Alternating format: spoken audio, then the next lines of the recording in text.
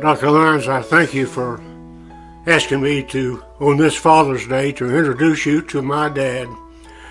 My dad was born in 1898 in Hope, Arkansas. At 13, he lost his father. He went to work in a small grocery store to raise money for his family. He was a member of 12 members of a high school.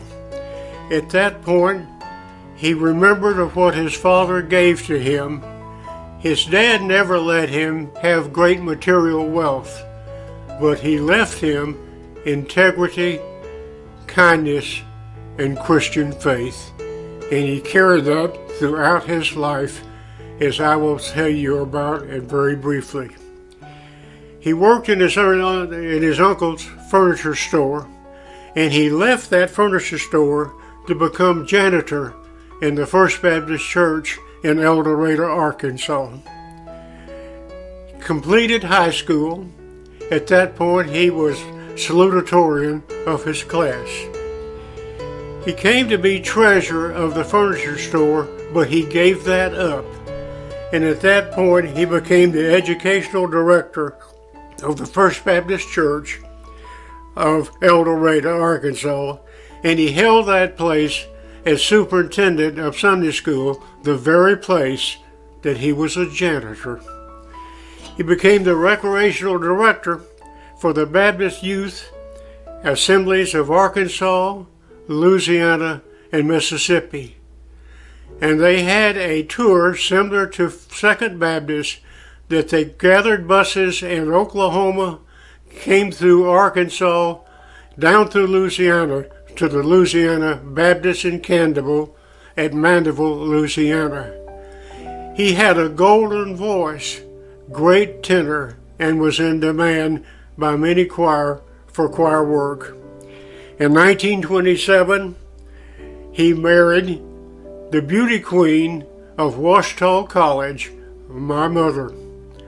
At that point, they moved together and had, in their capacity as a family, their Christian faith was primary. In 1939, he moved to Dallas, Texas, at the request of Carp Collins, CEO, President of Fidelity Union Life Insurance Company.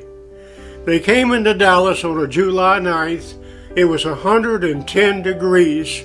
My dad stood outside the window, then there was an air-conditioned coach, and looked out the window, and the tallest building in Dallas was the Magnolia Building.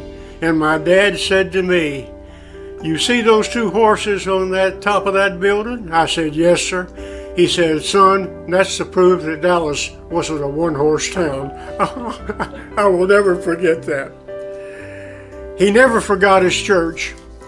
He became a member of Gaston Avenue Baptist Church. Dr. W. Marshall Craig was the pastor. Dr. Craig asked him to lead the leadership of the deacons, and he did so. He taught a men's Bible class. He was greatly admired by the church and achieved many, many awards. In 1960, the American Cancer Society for Dallas County asked my dad to be the man with the heart for the city and for his county. He had many professional accolades, I'll put it that way. His men that he had under his direction and under his management witnessed to him and valued his life and his advice greatly. In 1963, he was asked to be the president of the Texas Association of Life Underwriters. At that period of time, in that calendar year, the membership grew to a number of over 6,000 men. He started as a janitor and was honored in this capacity by his profession. He was guest speaker at the Institute of Insurance Marketing at Southern Methodist University, and he held, while in office, over 38 different associations in 38 different cities and towns in the state of Texas. His sales record is second to none. His accolades are unbelievable. 7 years he led his company. Life and qualifying member of the $1 Million Roundtable. Life and qualifying member of the Texas Leaders Roundtable. He never accepted an award that he did not tie directly to God and God's will. I could say many things about my dad, but I will say this in this capacity, and I thank you. His belief in his church never changed. His belief in God never changed. He said, and I will say this to you, he believed in his Heavenly Father, trying to do his very best, the best he could achieve, and the way he could go forward was through his Lord. This is Father's Day, and I would like to read something to you that sums up maybe the feeling of fathers. When I was born, and on the certificate of my birth certificate, there was a poem led there, and I would take the time, if I may, to read this poem. It's called, It's a Boy. It's wonderful to build men with hammer, drill, and forge, to bridge the span of the cataract that tumbles through the gorge. It's wonderful to build a town where massive buildings tower, where giant engines pull and push and motors spin with power. It's wonderful to write a book, to paint an amber sky, to give the world those precious things that never should die. But far more wonderful to be the builder of men who build the cities, span the floods, and yield the brush and pen, could guard them through their childhood days and have a father's part to building visions, dreams, and hopes that stir a boy's heart.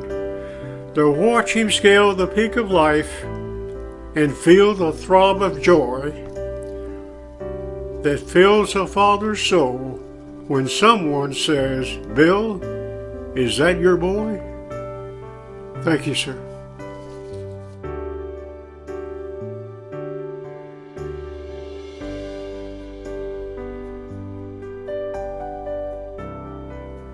That's tough. That's the life of the man. And it's only made possible for his Heavenly Father.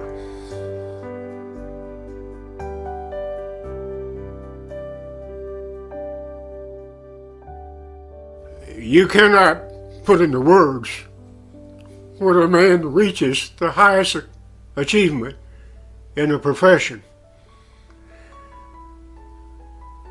As a son, you don't know what he went through to be in that position, but to be recognized by his peers as an honor position is indeed a rare honor.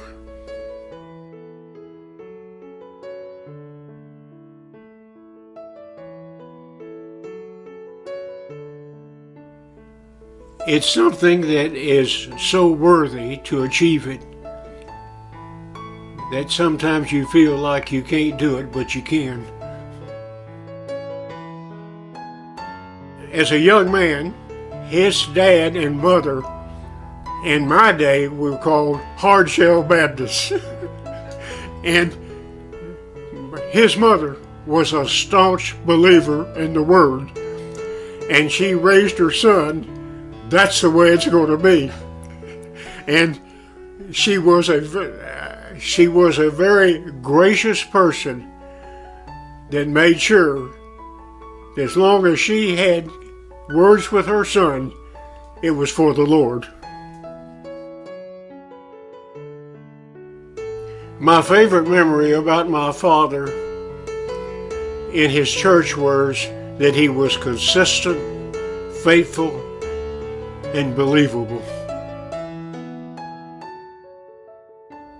Well, like lots of sons, we got our own way of thinking. We go off the beaten path, and sometimes we are not exactly saying or thinking nice things about your father.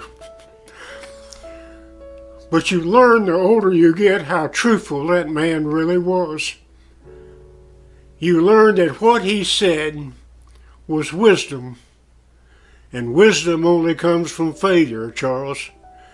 And sometimes I had to fail to win what my father had to offer me. The challenge for fathers today is in my opinion, is we live so much in a worldly world, we've forgotten the building of family, we've forgotten direction of our children, and that's not true in every case. But we have many, many young people that need to know and find Jesus Christ.